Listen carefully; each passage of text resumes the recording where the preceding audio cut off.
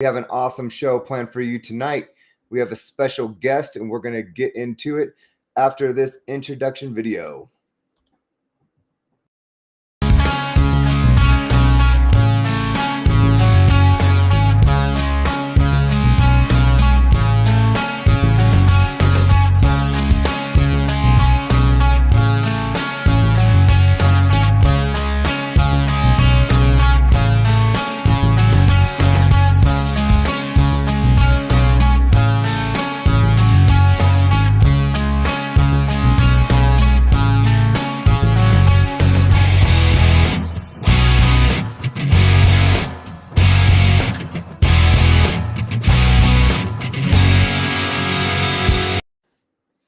Very nice, very nice. It was nice and sunny in those video clips. But here in Salt Lake, Utah today, it is cold and snowing again. So we started a video and we talked about 99 percenters and the history of 99 percenters. And we close that off by saying 99 percenters. 99% means different things to different people, and there's different types of 99% clubs. And so today we're going to be taking a look at the Iron Legacy Motorcycle Club. They are a pretty big 99% motorcycle club. Our special guest, we're going to bring him on here. This is PLAYBOY. He is the international vice president of the Iron Legacy Motorcycle Club. How you doing, PLAYBOY? I'm doing fantastic. Pleasure to be here. Yeah, thank you for coming on the show. We appreciate it, and we're looking forward to learning a little bit about you and more about Iron Legacy tonight. Do you want to go ahead and start and tell us a little bit about yourself? Well, yep. The international vice president of the Iron Legacy Motorcycle Club. I've been involved in the MC world for many, many years, and I've been riding motorcycles more years than I care to admit to. But I enjoy riding, and that's pretty much the basic introduction. Perfect. Yeah, once again, thank you for coming out. So we're going to kind of go over a little bit about the history of the Iron Legacy, trying to learn more, kind of get into the weeds a little bit. When was Iron Legacy founded? 2015. Okay. And I know that there's a lot of MCs out there, right? And there's a lot of different, if you take out MCs, there's a lot of just different riding organizations. We've talked about in previous shows, we talked about 1%ers, we've talked about 99%ers, we've talked about MCs and RCs. With all the different clubs that are out there, PLAYBOY, what is one of the reasons that Iron Legacy was founded instead of just being a part of another club or joining another club? Well, there was a group of us who were in a previous club, and we just thought things weren't really going the way we felt that they should be, and we didn't think that things were staying by their core principles. So a group of us left that club and decided to venture off and start the Iron Legacy and try to keep to core values that we thought the other club was going to stay with, but they had done some changes, but it wasn't our vision of the club in the future. So we decided to go out and do it on our own. Very nice. So with all the founders of Iron Legacy, were they all from that other club too? Yes, they were. Okay. And that was the Iron Order MC, yes. Correct? Yes, it was. Perfect. And, I think you brought up a key point is, this question I think is a pretty common question that you hear that I just asked you all the time is like, well, why do you need to start another club? There's so many different clubs out there, right? True. Well, there might be other clubs out there, but it might not be the club I'm looking for, right? And exactly. It might not be the club that I'm looking for, the club that I want, or there might be a club that I want, but they're all the way, across the country. And maybe that's something you can start a chapter of, but maybe that, coordination is too difficult for the parties involved, right? And so there is definitely good, solid reasons to start your own motorcycle club, but I do think in your area, you should do your research in your area and see who's in your area first, right? Maybe there's something that already fits your needs, because Um, Starting a motorcycle club is a lot of work, right, Playboy? Sure, it definitely is. There's no doubt about it. It's a lot of work, and it takes a lot of stamina to keep it going and to keep everything organized, especially nationwide. Yeah, I'm sure that takes a ton of effort and coordinated effort, right? Exactly. So you talked about Iron Legacy, you're saying was founded because you wanted to stay true to the principles that the previous MC that you were a part of was founded on, right? Can you Correct. touch on what some of those principles are that you're referring to? Just to maintain the law-abiding fact, to be a law-abiding motorcycle club, and everyone gets treated with respect. And really, you're doing it just to have fun, and you should be respectful of all of your other brothers. And we seem to have found that a few of us felt that it was going again in a different direction. So we wanted to, you know, grasp those principles again and really stay focused on those.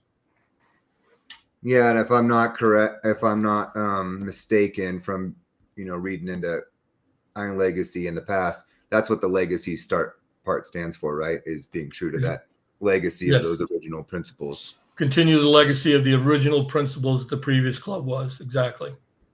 Yeah. So you started Iron Legacy, and how many were you that started Iron Legacy? There was approximately 100 of us that came over. Okay, that's a pretty good number to start from. So I'm sure that coordination was fun, right? Yeah, it was. It was. It gave us a pretty good core base, and and wasn't just centralized in one location. It was spread out all over the country, so it gave us exposure nationwide, which helped us in our success. Yeah, and you guys have seemed to have had plenty of that, right? If you just look at growth and uh, new places that you guys have entered into over the last few years, right? So that seems to be working out pretty well for you guys.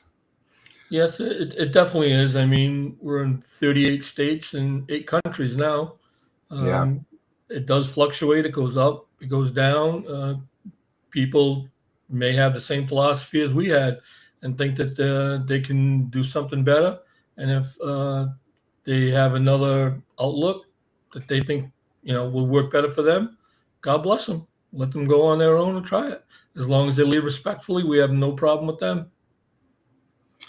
Yeah, I think that respect the part that you touched on is key. I think that's key when you're dealing with any other type of organization, and just when you're dealing with people in general, right? Exactly. So um, I agree. So we talked about the founding principles that you guys, really wanted to embrace in starting Iron Legacy. Also, at the core of most motorcycle club, they follow a set of bylaws, right? And so in founding of Iron Legacy, how did you guys choose to kind of set up that organization, and what was going to govern Iron Legacy moving forward with this new club that you guys had started in 2015? Well, that was one of the thing that was one of the big thorns in both my side when we started the legacy, because I found that having concrete bylaws really could create a lot of animosity within people within the club. It really could. Um, Not that you don't need bylaws, but you know, this is we're not a police department. We're not changing the world here. We're not the government. So we decided that it was best for us to go with guidelines. And what the guidelines are, they are loosely based on bylaws, and they are guidelines. And however, it gives us the flexibility if there's something that really doesn't fit within our guidelines, and we think that well, obviously it's in the best interest of the club. Not one person makes that decision. We make the decision, whether it be the executive board or the international board. We say, our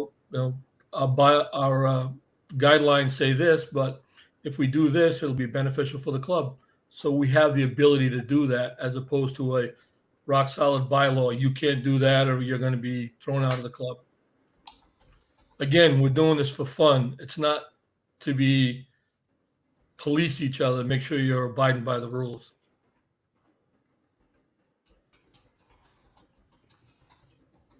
Yeah, I do think that's interesting because I think that goes against a little bit of the grain of how most MCs, operate. Um, but once again, if that's working for you guys, then that's great. But so you make it sound like you have more guidelines, and then you talk about common sense. So are most things just decided by the vote of the body or the vote of leadership? Then Yes, I mean, if a regional director has something that is going on in his region, and for the most part, we do it one way all across the country, but what's going to work for him in the Northeast may not work in the Southwest. So, he'll just ask and say, hey, I want to do this. He'll bring it up. We'll all talk about it. All the regional directors will talk about it. If it's going to work for you, go right ahead. If it's beneficial for the club, that's the main thing. yeah, so that seems like I might give you a little bit more flexibility and adaptability for different cultures, and maybe that Exactly. helps aid in your growth. Interesting. Um, So, I think you touched on this earlier. We have, an Iron Legacy chapter local to, where I'm located, but I think you said you're in 38 states, correct? Yes, in eight Nice. countries. And how many countries? Eight? Eight countries. 8 countries. Very nice. So, part of this segment that we're doing in the interviews of the different 99% clubs is to talk about, 99 percenters. And we covered a video where we kind of talked about the history of the 99 percenters. We covered Hollister Riot. We talked about how, the 1 percenters kind of got their name, and kind of some of the different meanings of 99 percenters. What does being a 99 percenter mean to you? Well, I think that it is pretty much exactly what you say. Obviously, we know in the MC world what the 1% world means, and it's just totally different. And again, that is the 1% of the MC world. The 99% are the people who are just enjoy motorcycle riding, enjoy brotherhood, enjoy doing things within their communities, and do everything that is law abiding. So that's what we feel the 99% of the rest of the MC world is. Yeah, so you touch on that law abiding a couple of times now. Do you guys also allow law enforcement in Iron Legacy Motorcycle Club? Yes, we do. Nice. So yeah, so you talk about law abiding being a distinguishing factor of the 99% that you're not. So as a club, you're saying that you're not actively out, involved in any type of criminal activity. Exactly. Yeah. We definitely have nothing to do with that whatsoever. I can say that rock solid. Do some of our guys speed? Yeah, obviously. But which is something altogether different. But when you speak of law abiding, yeah, we're not out to raise hell and ruin people's property in bars or anything like that. We're just out to have fun and be respectful of everyone else's personal property. Yeah, very nice. I'm part of a 99% motorcycle club too, and I tell people we're a law abiding club. But what I mean by that is like we're not involved in criminal, activity as an organization, right? But sure, people are going to speed, and what people choose to do on their, their personal time, their recreation time, we don't get too much involved in that as long as they're not, being a hazard to anybody else or, the organization. So, but yeah, that's a good point. And I appreciate that you bring up that, the law abiding side of the definition of 99%. And so, we've talked about 99% and it fitting into different categories. Playboy, there's 99% clubs that are part of, COCs that are blessed by dominant clubs or, blessed by the COC, that categorize themselves as 99%. There's AMA clubs that categorize themselves as 99%, blessed through the American Motorcycle Association. Are you guys involved with any COCs in any areas that you're in, or have you guys had any involvement with the AMA? Nope. The Iron Legacy Motorcycle Club is not part of any COC, AMA, or any type of coalition of any clubs. We just do our own thing, and that's pretty much it. We're respectful of everyone else. If they choose to be an AMA, chose to be in a coalition, that's their prerogative.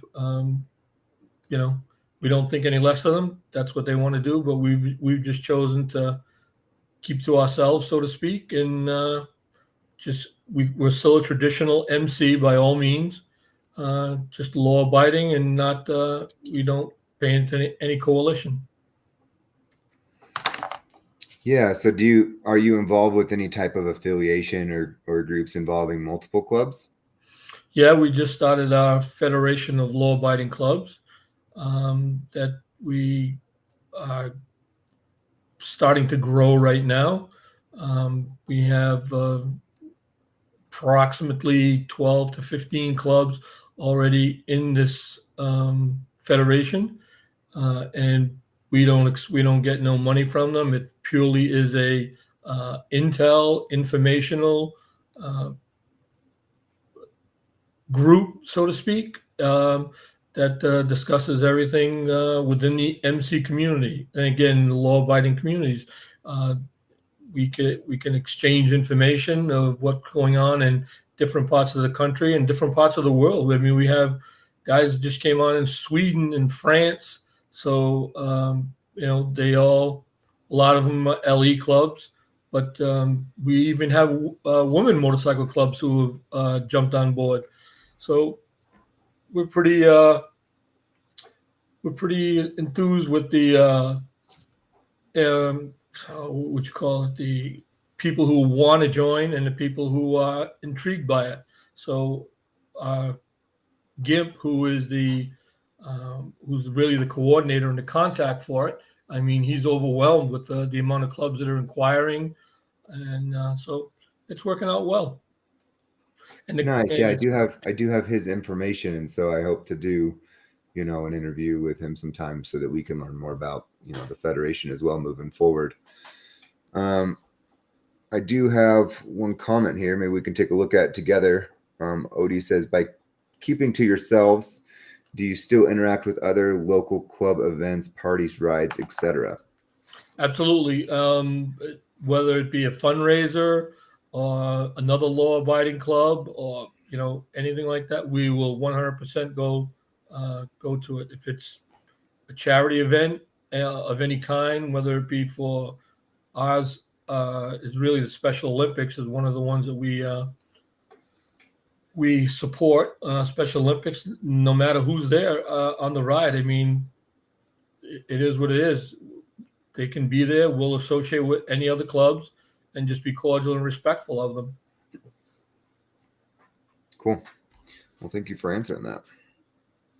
OD says, very nice. So we appreciated your response. So you touched on this a little bit earlier. You talked about we're a 99% club, but we're a traditional club, right? What does that mean to be a traditional motorcycle club for you? Basically, just a traditional motorcycle club, three-piece patch, MCQ. We just state the states where we come from. And again, it's a traditional MC three-piece patch, wearing a state rocker. State rocker means nothing to us in the sense of claiming any type of territory. It purely means where we come from or where we live. If you live in Florida, you wear a Florida rocker. You live in Massachusetts, you wear a Massachusetts rocker. That's the only designation for us. It doesn't mean that we own the state or anything like that. And I think you're specifying that because, for a lot of other clubs, that rocker that states a location is claiming territory. Has that rocker caused any issues for you guys wearing that stating locations? It has. There have been people who have questioned it, and we've been pretty fortunate. No one has, and we explain our philosophy, and we really haven't had any issues with it. Yeah, I mean, I think part of that is just if I've heard this been said quite a bit, and it's a philosophy that we hold in the motorcycle club that I'm in. If you're gonna wear it, own it. If you're gonna wear it, take responsibility for it. And so I think whatever you're choosing to wear as a club, as long as you're taking ownership and responsibility over that, I think that's the important part on that for sure. So it seems like since 2015, you've had a pretty rapid growth expansion. I know you started out, you said, with 100 members. You're in 8 countries now, 38 states. I'm sure not all of that has been sunshine and rainbows, right? And Oh, absolutely not. and there's been some difficulties with that. So what do you feel like, and you don't have to get into the details if you don't want, but what do you feel like are some important lessons that Iron Legacy has kind of learned over the years, or things, hurdles that they've had to overcome? Well, for us, I think we just set our standards. So we set our standards high. We don't compromise. We try to adhere to the standards we have. We try and be honest with everyone. We try and make decisions to solve problems, not making decisions to cause problems. We just and stay focused on our core principles, even though we're open to all ideas and criticisms other guys might bring, because hey, there could be something that we've overlooked. So we don't we don't run as a dictatorship. We'll at least entertain whatever they say. If it's a legitimate thing, then we'll address it. And if we think that no, that really is not going to work for us, and it's going to go against our core principles, then again, that's where you have the guys that will just go off and do their own thing. And again, God bless them. You leave respectfully because of a difference of opinion. We still remain friends. I myself personally are still friends with many guys in the Iron Order on an extremely personal level. Yeah. But I left there on good terms, and that's that's the way it should be. I was actually just talking about the same topic with one of my brothers today, talking about members that have, left our club and moved on for other reasons, right? And sometimes they might leave in less than ideal situations, or maybe not in the best of good graces of all their brothers, right? But what I was telling him is, there is the club aspect of that where you got to feel a certain way because of the club and being a member of the club. But then there's the personal level of that, right? It's like, these guys, have been my brothers, and I know, his family intimately, and, sometimes their kids call you, uncle, and, so it's hard sometimes to lose some of those types of relationships, and sometimes that brings a lot of personal it's hard to lose brothers, and it's sometimes you get mixed feelings, is what I'm saying, because you feel one way about it because of your association with the club, and you might feel a different way about it because of the personal relationship side of it, right? Yeah. Well, I can tell you that I have a guy that we have been personal friends for 40 years, over 40 years. Okay. And him and I started the chapter of the Iron Order together. Okay.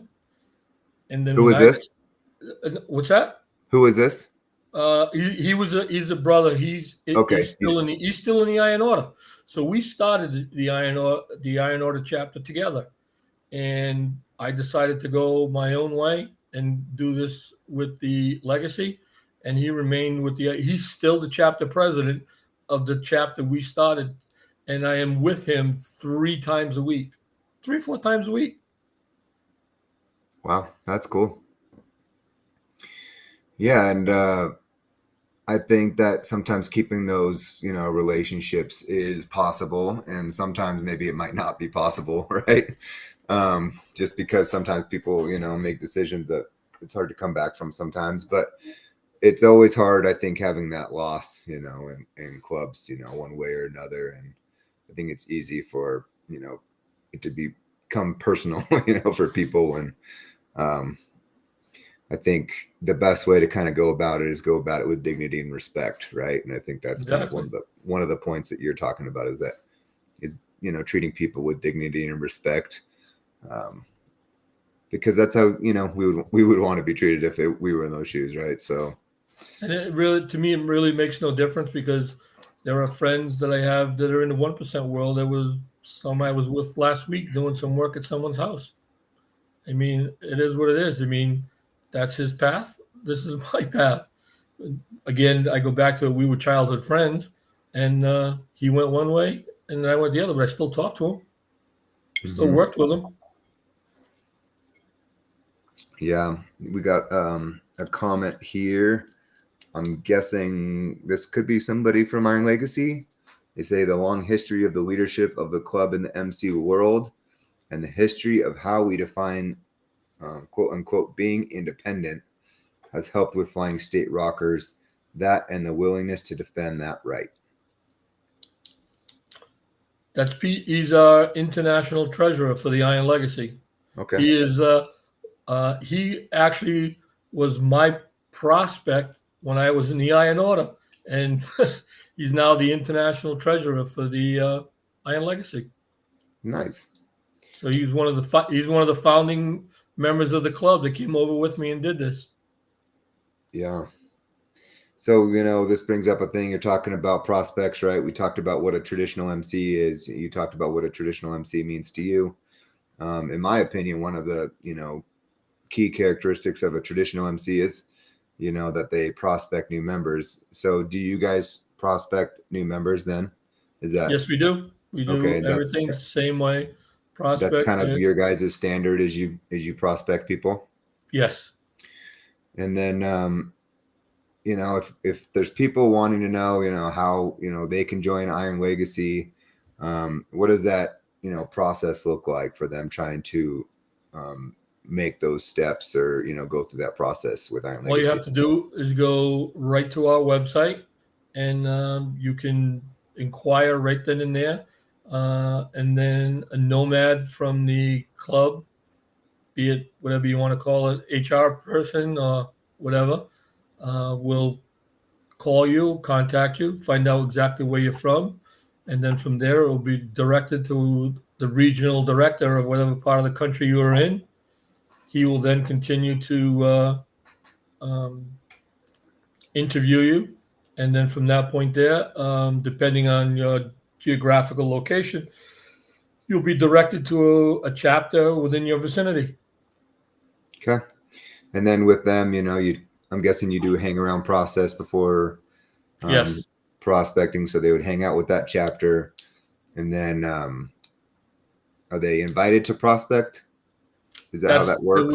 That's, again, we're not a dictatorship. It goes from HR, so to speak, person to the regional director. So the chapter will kind of handle how they want to do it.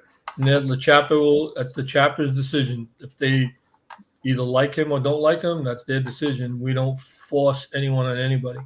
And then is that whole prospect process kind of handed down to the chapter's decision too? So yes. Yep. They are kind of fully in charge of how that process is going to look for their chapter. Yep. Is that correct? That's correct. Cool. Yeah, that's good to know. And I think that prospecting process is important, and we've come to see that as well, is that prospecting process really helps weed out the people that, could cause issues, in the MC and the organization and the brotherhood, and truly help, refine that brotherhood and bring in brothers who the brothers feel like they want to be around, that they want to call brother and they want to be in the organization. They want to be in the MC. So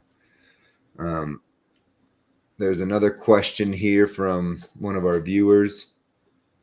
Joe says, is there anywhere you don't go to when it involves other MCs? Like, do you guys have, I'm guessing he's saying, like, do you guys have off limit areas? Do you not go to other MCs clubhouses? Do you guys have no, absolutely not. As far as that go? We do go to other MCs clubhouses. We don't associate or go to any of the 1% clubhouses. That's definite. But I mean, such as if your organization had a clubhouse, yeah, we would go there, or any other law-abiding club. who's not part of a 1% coalition, we would be more than glad to go to their clubhouses and support their events. Okay. Is there any like areas that you guys try to avoid that are like kind of known hangouts or of 1%ers? I know you say you don't go to 1% clubhouses, but do you guys avoid like bars that clubs hang out at? Or I wouldn't say that we're scared or don't want to go to any places like that, but I mean, our philosophy is, I mean, if you know that it's a troubled location that's frequented by all that type of stuff, I mean, I'm sure there's another bar a mile down the road that serves beer that's just as cold. yeah, and I think what the point you're getting at is it's not worth picking fights. Exactly. It's not worth going somewhere where it's going to be a problem when the beer is just as good and cold at the place down the road, is what you're saying. So Exactly. cool. I think that answers Joe's question. Um,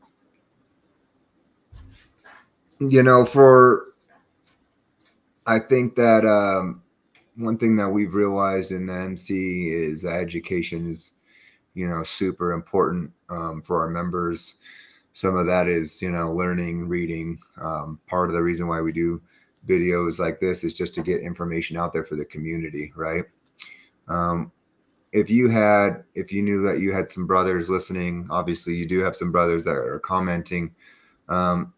You've been in Iron Legacy, you're a founder, you're the international VP. What is some advice that you would give to other Iron Legacy, brothers, as far as how to be a better member, or how to help grow the organization? I would say for you to be the brother you would want others to be to you, and to put more into the club than you take out. If you follow these two things, you'll be totally successful. Yeah, I think that's some great advice for sure. I don't think you can go wrong with that advice. One of the things I tell people is, ask yourself, what am I doing to be a better brother today? That's it. And what am I doing to, better the club today? Right. I think those Exactly. two questions, can help out with that, a lot. Right. You're doing this. What we're doing is really it's just for fun, and you should just keep that in mind. Be the brother you want someone to be to you. Enjoy yourself and have fun. Be respectful of others. I mean, what more is there? There's no. It's pretty basic. It really is. Yeah, I agree. Sometimes I think that the club can have a lot of stuff going on, and maybe it can add to some stress in your life. I'm sure you can kind of relate to that in your position, that sometimes there's stress that's brought in your life just from, your leadership position and things that you have to do. But I agree with what you're saying, is just have fun.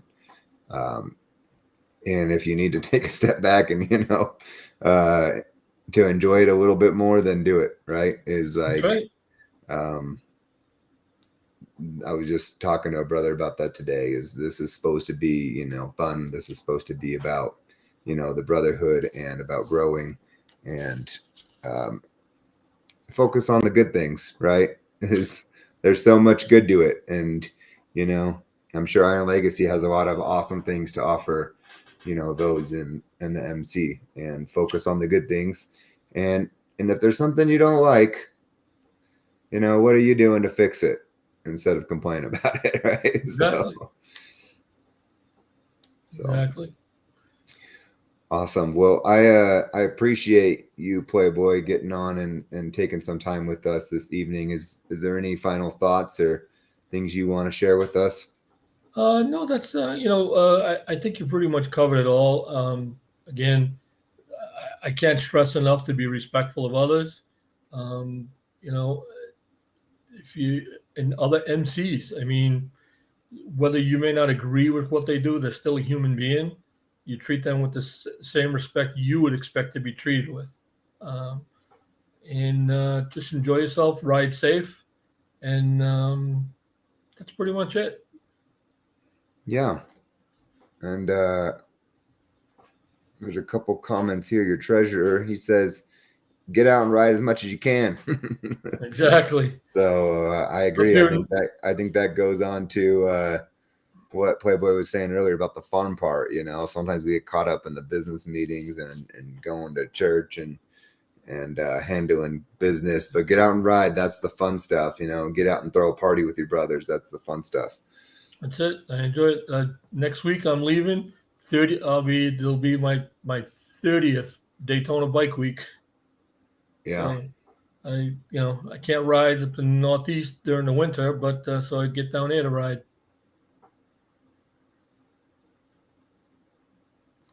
I'm reading some of these funny comments. He's got Colin says, I'm to the point of attaching skis and flamethrowers, growing old in the land of ice and snow. I feel you. We've been getting a lot of snow here in Salt Lake. Yesterday I woke up to over a foot of snow on my driveway. So oh my God, we've been pretty fortunate here in the Northeast. We've had some extreme cold, but no snow, thank God. Yeah, Judas is actually a brother from my club, and he says, I dig the philosophy, ride, be respectful, and remember, it's just for fun. So there you go. That really is the whole philosophy of the whole thing right there. And it should be, you know, and every club, I think one of the things I think we're going to realize doing this is every club is going to have its minor differences, right? Some have different mission statements, you know, and things that they are particularly aimed towards. Some clubs are going to fit different people better, you know.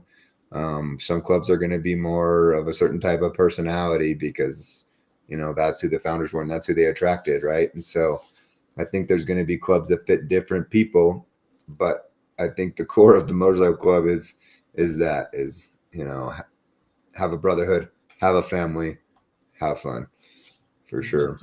That's it. So on the having fun part, before we jet, what are some big events that you guys do throughout the year, or things that you look forward with Iron Legacy that, you know, you love doing, and what do you guys have coming up this year that you're looking forward to? Well, one of the big things we do all throughout the country, as you, I'm sure if you've talked to our guys out in your place, is the Special Olympics, the Dream Ride. All our chapters throughout the country, which do a spectacular job of raising money for the Special Olympics. So those events going on all year long, all across the country. And in August of this year, we'll present a check to them. And the Iron Legacy has set a record. We've given the largest donation in one single year in MC history. I mean, we've exceeded $250,000 we've given to the Special Olympics. It's incredible. Congratulations. That's awesome. And that's a big accomplishment on your guys' part.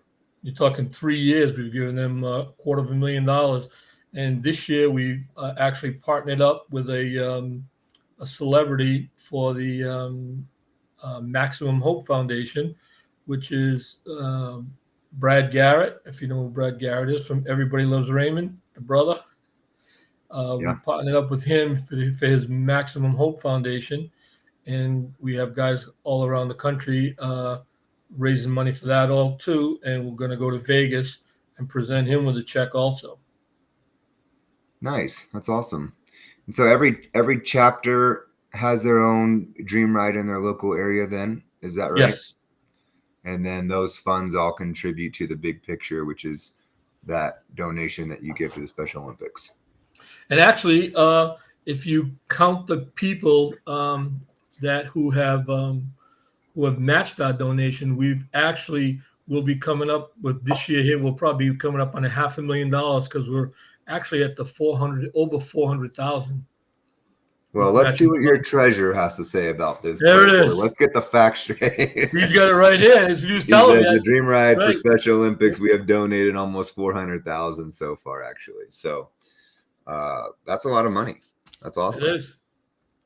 And I'm sure that that's money that has, gone to good use in charity. And, we've our club out here in our area, we've attended, Iron Legacy's local chapter of the Dream Ride. And I think, for part of us, as our club, we focus on a few things. We talk about our passion for motorcycle brings us together, but there's certain things, after we're brought together that, unite and bond us. Right. And one of those that we believe is charity and service. Right. And serving, with your brothers really brings that tight knit, group into play. That's what makes, you family, when you're working side by side, shoulder to shoulder, to do good for other people, to do good in the community, to do good in the world. Right. And I think that it's awesome. There's lots of clubs that feel strongly about certain, things. Some are like focused on Humane Society. You guys are focused on Special Olympics. And I just think it's so awesome that there's all these MCs out there that all have, specific causes that they're focusing on to make the world a better place. So thank you guys for that. That's awesome. Yeah, it really is. Well, Pete just jumped in again. With our matching funds, it's 700 now. So with the matching, we're over 700,000. So what is the matching? So we have some organizations. So I don't quote me on the exact year, because we've been at it for a while. When we donated 100,000, we gave a check for $100,000 a couple of years ago.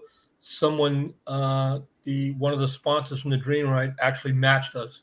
So nice. Whatever we raised, he did. So we gave 100,000. So he gave 100,000. So the 400,000 is what has been personally generated through the Dream Ride. Right. The rest, the 700,000, is throughout the including country. Matching funds.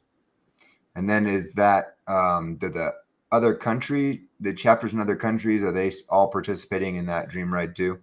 Yes. Okay, cool. Well, appreciate it. Hey, it was good to have you on and to talk more with you and learn more about Iron Legacy, learn more about yourself. And I hope that, we can continue this relationship and chat more and stay in touch. And like I said, I'm looking forward to, getting in touch with GIMP and seeing if we can get him on to represent, the Federation of Law-Abiding Clubs. And maybe, we can have a different topic another time, and we can have you back on to talk about a different topic. So I'm welcome. I'd be glad to come anytime. Perfect. Hey, thank you very much, Playboy. All right. Thank you. Yep. All right, everybody. There we have it. That was Playboy, the International VP of Iron Legacy. We're grateful that he was able to come out and just share a little bit more about his club. There's a lot of different information about other clubs, and for us at the 99% Biker TV, we're more about building that common ground, seeing the good in what other organizations have, and there's definitely a lot of good that the Iron Legacy has brought. And even if you look at alone at their donations that they gave to the Special Olympics, that's awesome. Go ahead and hit that like and subscribe button. We're gonna have some more good content coming up. We're going to try to get more clubs, different types of organizations, MCs, RCs, riding associations, some that fit in different categories. If your club is interested in coming on to be spotlighted and be interviewed and to talk, or if you say, hey, I have a great topic, I want to get on and talk about it, just hit me up, comment, and we will respond to you. So we appreciate it, and you guys have a great night.